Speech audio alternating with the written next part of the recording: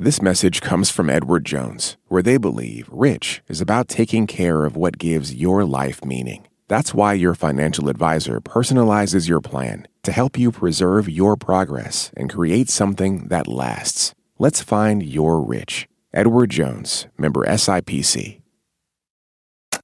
This is Planet Money from NPR. Cuba is in crisis. Since January, the U.S. has been preventing almost all oil from reaching the island. Doctors can't get to the hospitals where they work. Many buses aren't running. Trucks can't deliver food and medicine where they're needed. People's lives are in danger because there are frequent and long blackouts. In the last few weeks, on more than one occasion, the entire country has lacked power. In one case, for more than a full day. We wanted to understand what it's like for people trying to make their way in Cuba right now, what it's like to try to work or to run a business. Because even though Cuba has a communist government, at times it's also had a pretty thriving private business sector. But recently, these blackouts have become so frequent that it's hard to even charge your phone. Cell service and internet are spotty. So I've been talking to people through voice notes. Buen día, Erika. Like this farmer, Lady Casimiro, who says she can only use her phone for about 2 hours a day and never knows when. She also told us right now she has no gas, so she can't get to the other farmers she works with. Hola, Erika. Buen día. Buen día. A hotel manager named Wilfredo Mederos Garcia told me when the electricity's out, you have to keep the fridge closed. Tratas de no abrirlas. Try not to open it. And then, when the electricity comes back on, you jump into action. Y adelantar algunas cosas de la casa. A lot of people said that if the power comes on in the middle of the night, that's when they cook. That's when they work on their computers, use their phone. Like this guy who runs a bicycle business. Hola, Erika. Mi nombre es Yacer González Cabrera. Yacer González Cabrera was up for sending more than just a few messages. So I said, okay, I'll record my questions. Y quería saber si tienes opinión de sobre and you record your answers. And that's what we've been doing. Bueno, los últimos 2 meses han sido... In one of his earliest messages, he told me things have been bad in Cuba for a while. But the recent oil embargo and the resulting blackouts, it's affecting every aspect of life. La vida, the basic life, ¿no? In some messages, his voice sounds normal. El audio que me mandaste. You can hear the birds in the background. Sometimes he's walking down the street in his Havana neighborhood, or he's in his kitchen cooking. Sometimes music is playing in the background. But then sometimes he records these voice notes, and it sounds like he's just sitting by himself in the dark. Hola, Erika. ¿Cómo estás? Perdón que demorara tanto tiempo. He tells me he worries about his parents because the electricity situation for them is even worse. Sobre todo porque por el lugar donde viven. Because they both live in more rural areas and the government is prioritizing cities. Por ejemplo, mi mamá vive, se acuesta muy temprano. He says his mom, she just goes to bed at 7 now. No 7 de la noche. When the sun goes down. Yacer is the bike guy in Cuba. And you'd think with so little electricity across the island, maybe bikes might actually be a good business at this moment in time. Except, to make any money, he needs tourists. Which Cuba used to have. Because even though Cuba was once a 100% strict communist state-run economy, at one point, not that long ago, it had a small but vibrant private sector. At the height of Yacer's business, he was running bike tours for like 400 tourists a month. But last year, he only had about 25 customers total all year. And now with everything going on, it's even worse. He says he hasn't even had a paying customer this year. You can hear in his voice how hard things are. No solo es difícil vivir así, también estresa. Me entristece. He said not only is it hard to live like this, it's stressful and it makes him sad. Yo siempre solía ver mucho potencial en Cuba. He told me, I always used to see a lot of potential for my work in Cuba. But now? No veo un futuro. He doesn't see any future. Hello and welcome to Planet Money. I'm Erica Barris. And I'm Nick Fountain. The long and winding economic experiment that is Cuba has an extremely uncertain future. Yasser's parents grew up in communist Cuba, where the state was in charge of everything. Then Yasser came of age in a much looser, some might even say capitalist-ish Cuba, where he could start his own business. And now, Yasser can't even plan for a phone call, much less run a business. Today on the show, how did Cuba get here?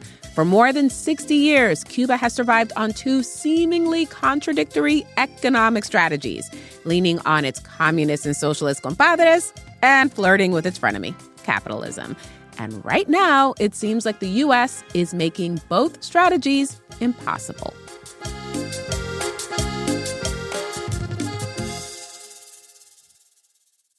This message comes from Schwab. With the new Schwab Teen Investor Account, teens can gain hands-on investing experience. It's co-owned by you and your teen, so you can monitor the account while your teen learns how to invest and manage money. Learn more at schwab.com.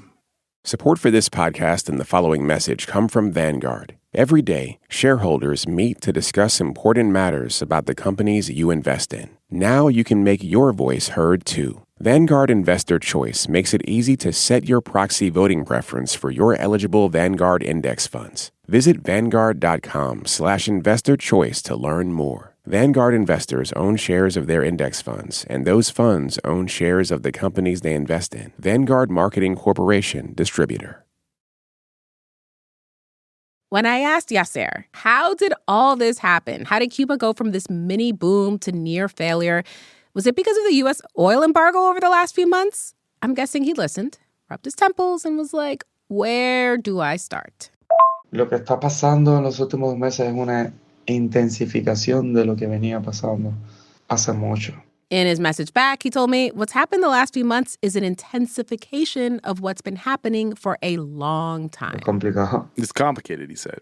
So for help with my complicated questions, I also contacted an economist. So you are Cuban. I am Cuban, born and raised. But you're not in Cuba now. I'm not in Cuba. I left Cuba almost 5 years ago. This is Ricardo Torres, an economist who we can speak with on the phone right now because he does have regular internet and cell service. He's in Washington, D.C. He works at American University. But before all that, Ricardo lived and studied economics in Cuba. So he was the perfect person to talk to us about Cuba's decades-long economic experiment, going between its communist compadres and its frenemy, capitalism, starting with the 1959 revolution, which Ricardo learned about in elementary school, when his teachers would tell him the heroic story of the great revolution led by their beloved leader, Fidel Castro. Before 1959, Cuba was run by a dictator, and American companies ran most of Cuba's sugar fields and refineries, railroads, hotels, casinos. Then Cuban rebels overthrew the government and made Cuba into a socialist communist country. Cuba is just 90 miles from the U.S., and this was the Cold War. These two countries became the opposite of compadres. So the U.S. imposed what soon became the mother of all embargoes on Cuba. Nothing from the U.S. could be exported to Cuba. So at the outset, Cuba's economic strategy was lean on its communist friends, its compadres. At this point, Cuba was 100% fully communist. Everyone was employed by the government. The government appointed people to jobs, it set wages, and it owned and controlled everything. The government gave people little ration books, little paper books that told them how much of what kind of food a person or a family could get in a given month at a given store. The Cuban government now owned the tobacco and sugar industry. And to get the other things it needed, especially oil, it relied on its most powerful communist compadre, the Soviet Union. The Soviets bought Cuban goods for more than they were worth and sold Cuba oil for less than it was worth. They also got access to an island 90 miles away from their mortal enemy, the United States. And for a few decades, yeah, it worked. Cuba was poor, but collaboration with the Soviets kept it going. Even the poor in Cuba, they had the basics covered. Like shelter. Yeah, like shelter, through the rationing book, sufficient food. And then you could always send your children to school and you were taken care of if you got ill because healthcare was accessible and free of charge. With help from the Soviets, Cuba developed a strong healthcare and education system.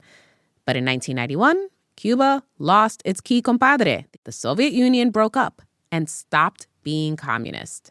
I mean, the Soviet Union disappeared when I was 10. Right.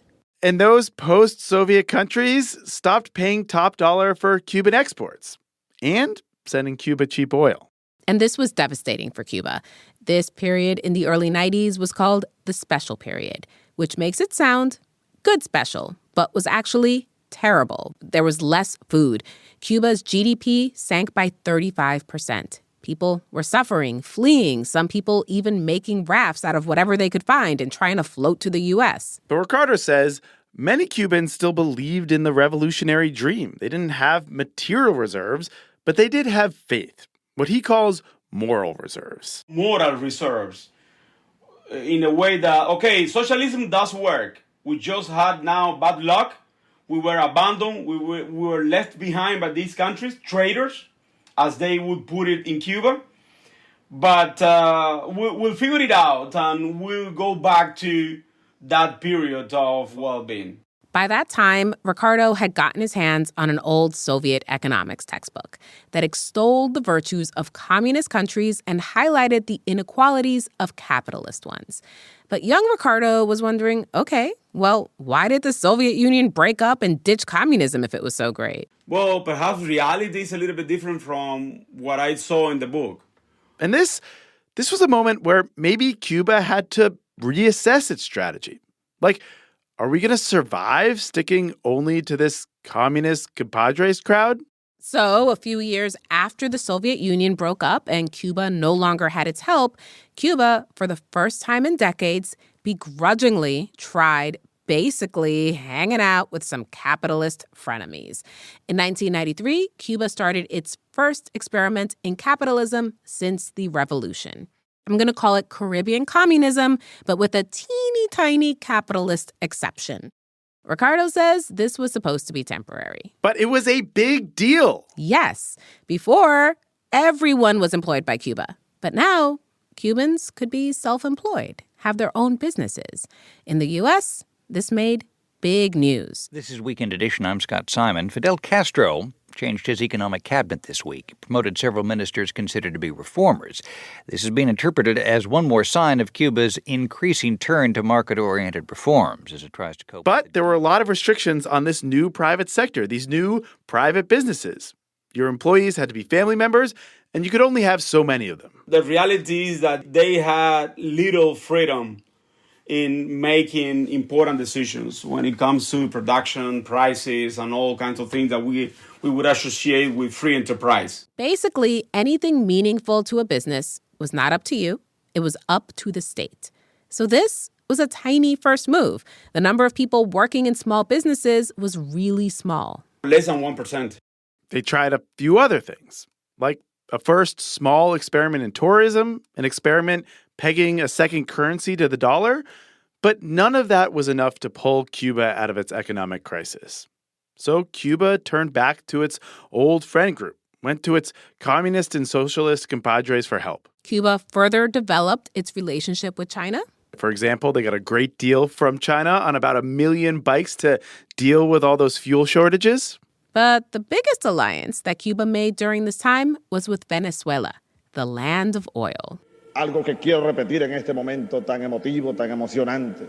There's this famous speech where Hugo Chavez is in Havana praising Fidel Castro, saying U.S. free trade ideals are basically a return to colonialism.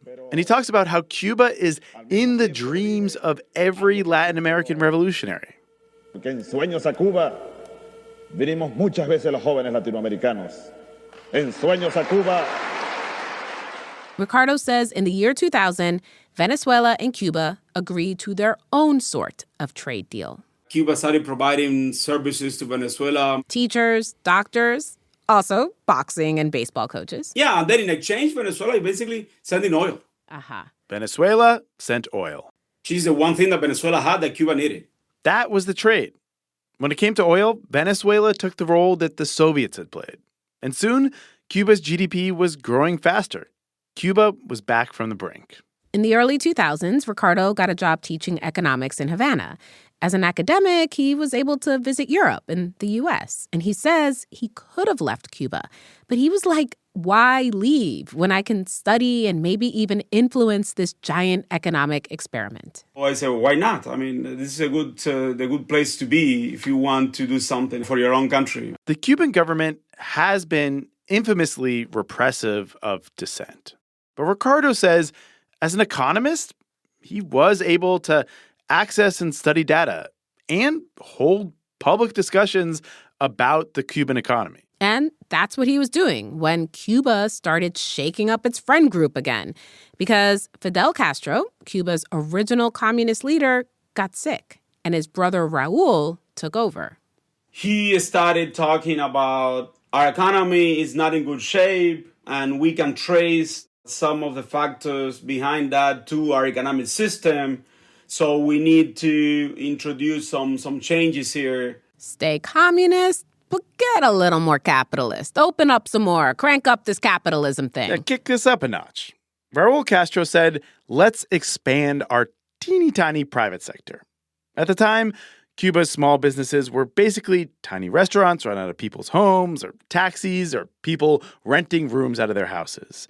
And Raul said, let's expand what's allowed. Let's let our small businesses hire outside of their families. And try to bring in more tourists.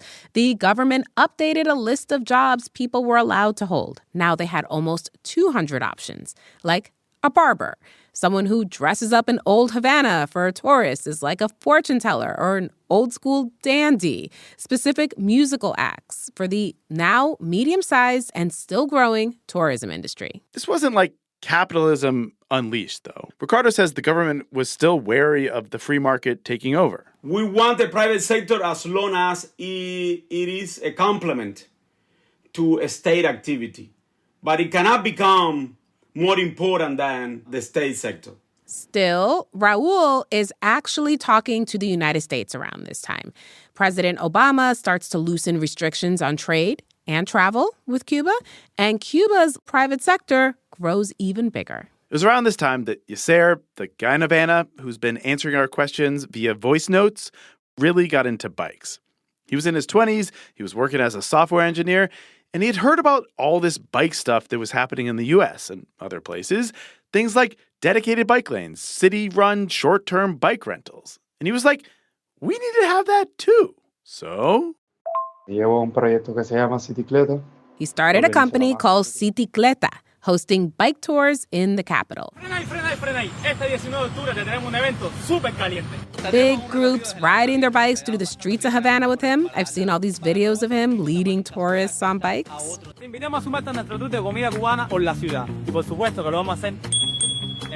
Everyone seems happy. Cuba looks beautiful. There's just, general good vibes. And in 2016, President Obama visits Cuba, the first president since the communist revolution to visit the island. It's a historic opportunity to engage directly with the Cuban people and to forge new agreements and commercial deals, to build new ties between our two peoples. Frenemies! For Yasser's bike business, this was awesome. He was giving bike tours to people from everywhere. Alemania, Holanda. Germany, Holland. Muchas personas de Australia, Canadá. His customers were Mexicans and Colombians and tourists from the United States. Cuba was open for business. Luxury fashion house Chanel just staged its very first show in the Cuban capital. Fast and the Furious film there. The Rolling Stones held a monster concert in this country where rock and roll had once been restricted.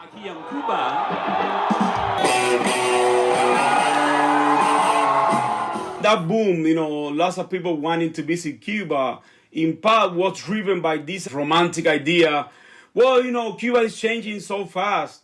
It's no longer going to be a communist country or a socialist country in a few years. So we want to go there and see it before it changes completely, and we have McDonald's in every corner of Cuba like everywhere else. So we want to see it before it ends. Many hundreds of thousands of Americans and their dollars went to Cuba around that time, including me. I was there too. And so was our producer on the show, Luis Gallo. Up until this point, Cuba had oil from Venezuela and tourists from the U.S. and elsewhere, it was boom-tastic. Oil from its friend, tourists from its frenemy. But of course, that all came to an end. That's after the break.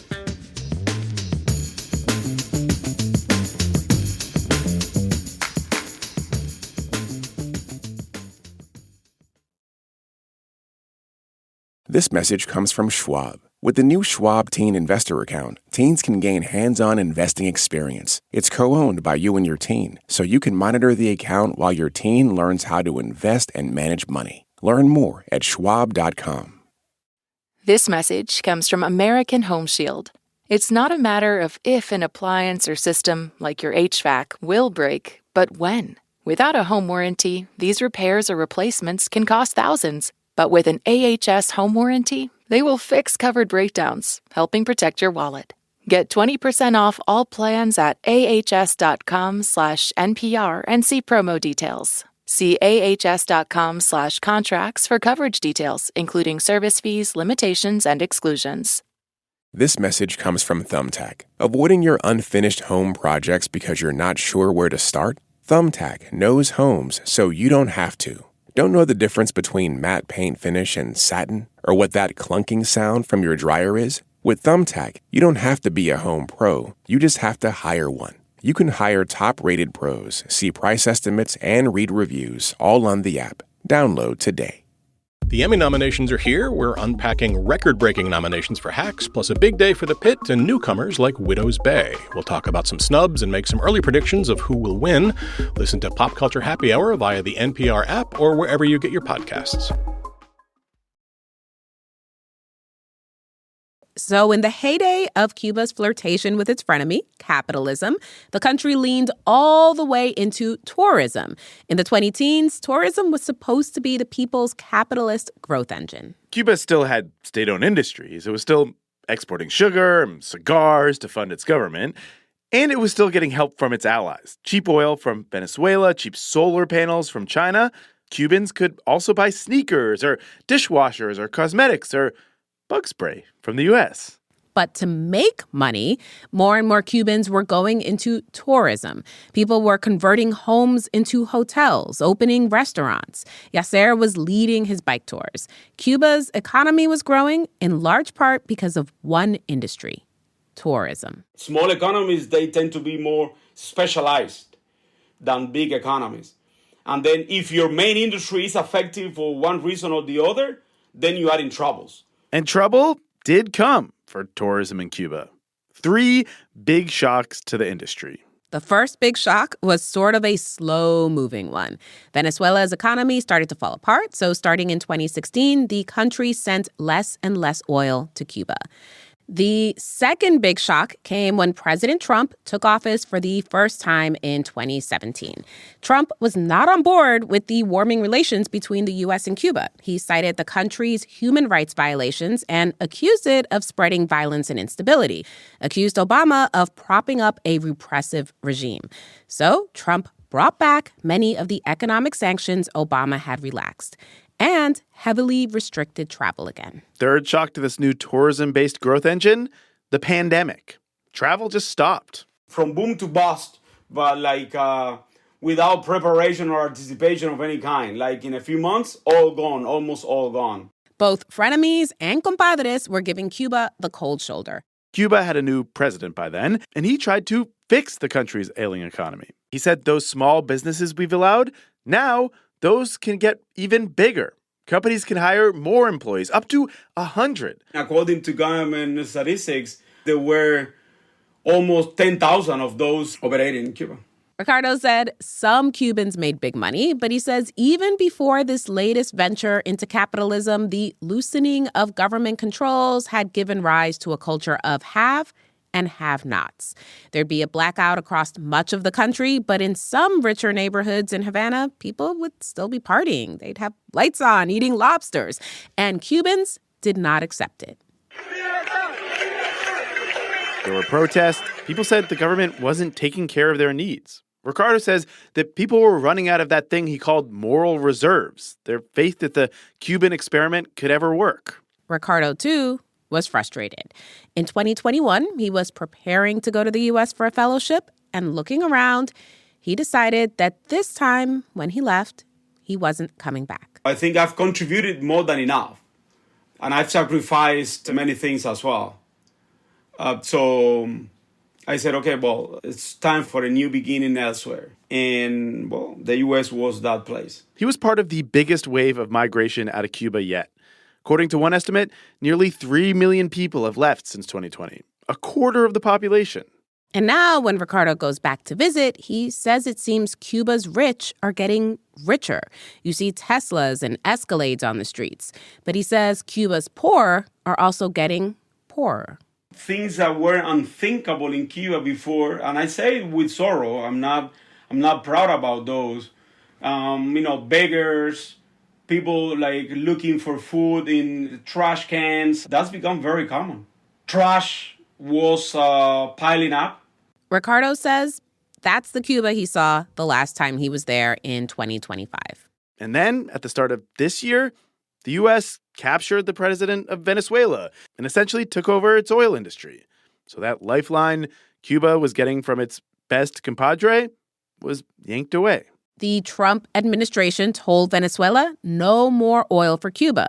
And they told other countries that would have sold oil to Cuba, like Mexico, that if they do, they will get tariffed.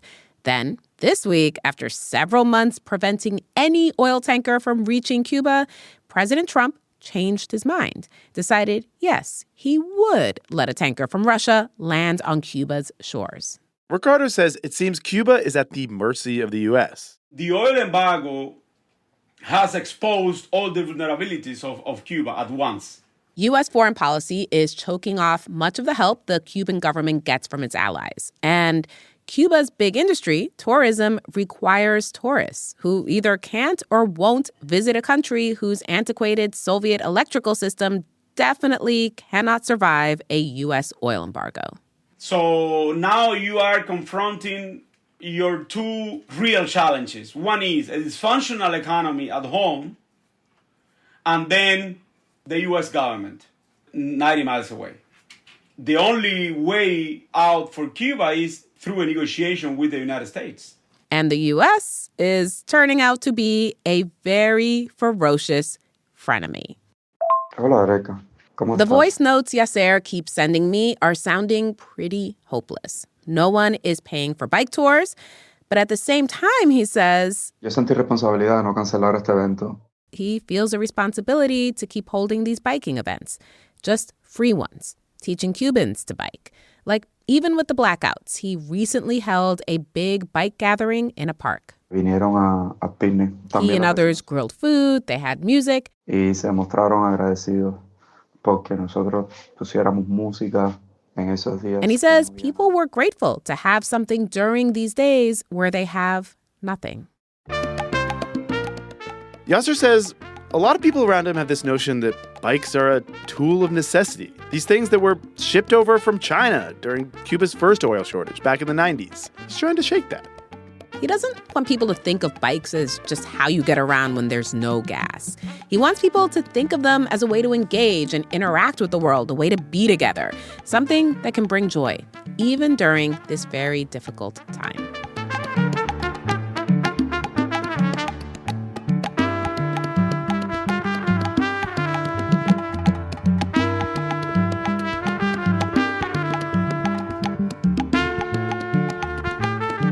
I am so excited that we are going to see you in person on our book tour. I am going to be on stage in Pittsburgh on Wednesday, April 22nd.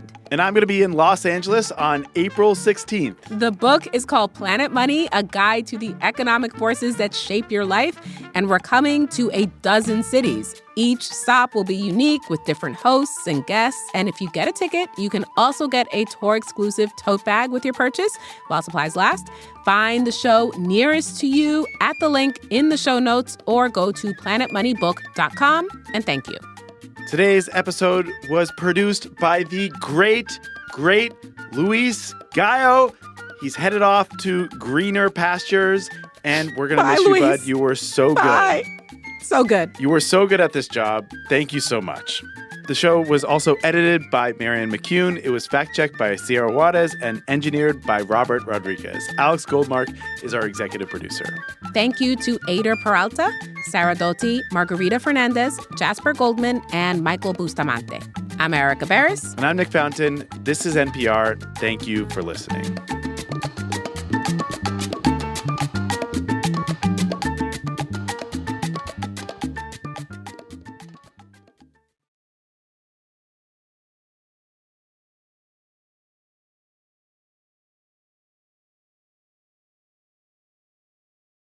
This message comes from Mint Mobile. If you're tired of spending hundreds on big wireless bills, bogus fees, and free perks, Mint Mobile is for you. Shop plans at mintmobile.com/switch. Taxes and fees extra. See Mint Mobile for details. This message comes from Thumbtack. Recommendations can be great. Maybe someone recommended this podcast, and here you are. But home projects are different. If a podcast isn't your thing, you lose a few minutes. If you hire your cousin's neighbor to mount your TV, you might end up with a lopsided screen and wall damage. That's why Thumbtack works. It matches people with top-rated local pros with photos, reviews, and credentials all in one place. For your next home project, try Thumbtack. Hire the right pro today. The day's top headlines, local stories from your community, your next podcast binge listen. You can have it all in one place, your pocket. Download the NPR app today.